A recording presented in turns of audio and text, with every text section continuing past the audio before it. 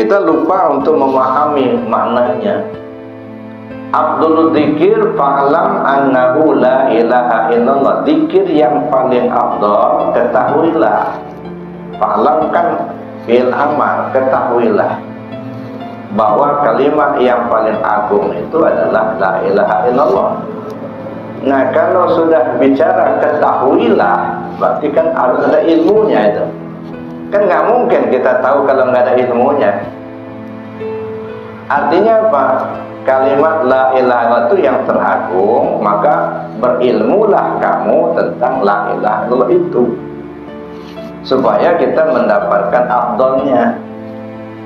Karena dalam Islam kita mengenal 4 bidang ilmu. Ada ilmu syariat, ada ilmu tarekat, ada ilmu hakikat, ada ilmu ma'rifat. Maka memahami kalimat la ilaha illallah itu dalam 4 bidang ilmu ini. Jadi berilmulah kita tentang la ilaha illallah dalam ilmu syariat. Bagaimana cara kita mengucapkannya, mana makharijal hurufnya, panjang pendeknya, itu dalam ilmu syariat. Lalu yang kedua, berilmulah kamu tentang la ilallah dalam ilmu tarekat. Bagaimana cara mengamalkan la ilaha illallah itu? Nah, itu ilmunya ilmu tarekat. Maka kita belajarlah cara mengamalkan la ilaha illallah tadi. Dalam bahasa tarekat disebut talqin zikir. Talqin zikir itu artinya belajar cara mengamalkan la ilaha illallah. Lalu berilmulah kamu tentang la ilaha illallah dalam ilmu hakikat. Apa sih isi dari la ilaha illallah itu? Nah, mulai kita kaji. La ilaha illallah itu ada 4 suku kata. La ilaha illallah. Mana arahnya la, mana ilaha, mana ilah, mana Allah. Nah, apa kaitannya dengan diri kita? Nah, itu perlu kita kaji ya, tentang kalimat la ilaha illallah itu isinya apa. Nah, itu mengkaji tentang ilmu hakikat. Nah, lalu yang keempat, berilmulah kamu tentang la ilallah dalam ilmu ma'rifat.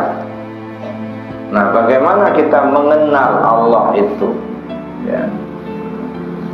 Kan ada, kita diperintahkan ya, wadzkur rabbaka bin nafsik. Ya, sebutlah nama Tuhanmu dalam hatimu. Tadarruan wa khifatan.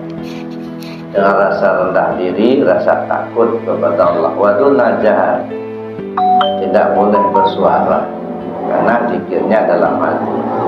Bil hudu wal asar, pagi, sore, siang, malam, sehat, sakit, lapang, sempit, di darat, di laut, di udara, di mana saja, kapan saja.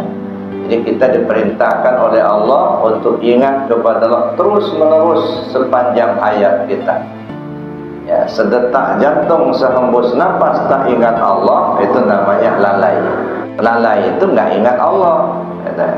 Karena jauh dan dekatnya kita kepada Allah itu tergantung ingat dan lupa. Kalau kita ingat Allah, tanda kita dekat. Kalau kita lupa, tanda kita jauh. Ya, makanya dekatnya kita dengan Allah itu tidak seperti dekatnya satu benda. Maka disebut dalam istilah tasawuf itu dekat tidak berhampiran, jauh tidak berantara. Kapan kita dekat dengan Allah? Ketika kita ingat. Kapan kita jauh? Ketika kita lupa.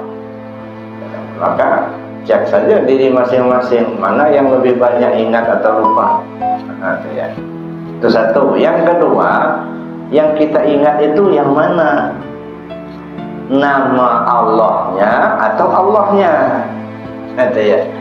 Kalau ingat namanya mungkin sering lupa. Ya, Pacan misalnya, ada Chandra nama beliau. Ya, mungkin kalau kita sebut nama mana Pak Chandra, itu kan yang disebut nama. Tapi kan yang diingat bukan nama, yang punya nama itu.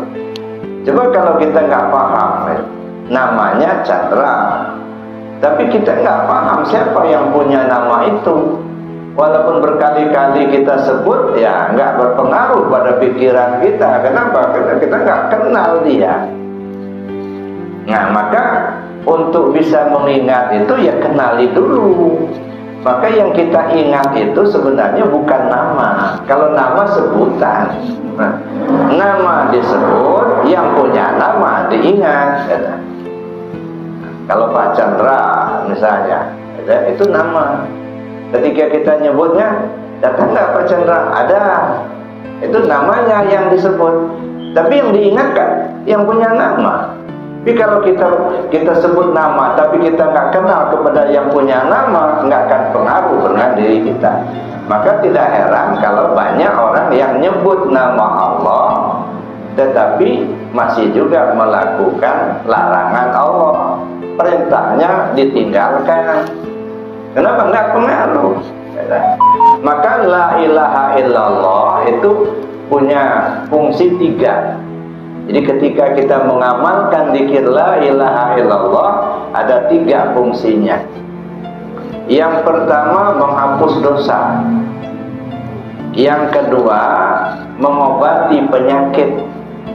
Yang ketiga, memperbaiki segala yang rusak dalam diri kita. Yang pertama, menghapus dosa. Kan ada hadisnya, man qala la ilaha illallah sab'ina alfa buri'a minan nar. Siapa orang yang menyebut zikir la ilaha illallah sebanyak 70.000 kali, Allah lepaskan dia dari api neraka. Di kalangan orang tarekat ini disebut dengan zikir ataqah namanya. Zikir penebusan diri. Maka ada saja ulama yang tidak mau mengajarkan amaliyah tarekat itu sebelum dia selesaikan dulu zikir 70.000. Tebus dulu dirinya dari neraka itu. Baru nanti belajar zikirnya. Atau disebut dengan talqin zikir. Belum talqin, ya. Jadi menzikirkan la ilaha illallah sebanyak 70.000. Karena hadis Nabi itu, man qala la ilaha illallah sab'ina alfa buri'a minan nar. Siapa orang yang berzikir dengan kalimat la ilaha illallah itu sebanyak 70.000 kali, Allah lepaskan dia dari api neraka.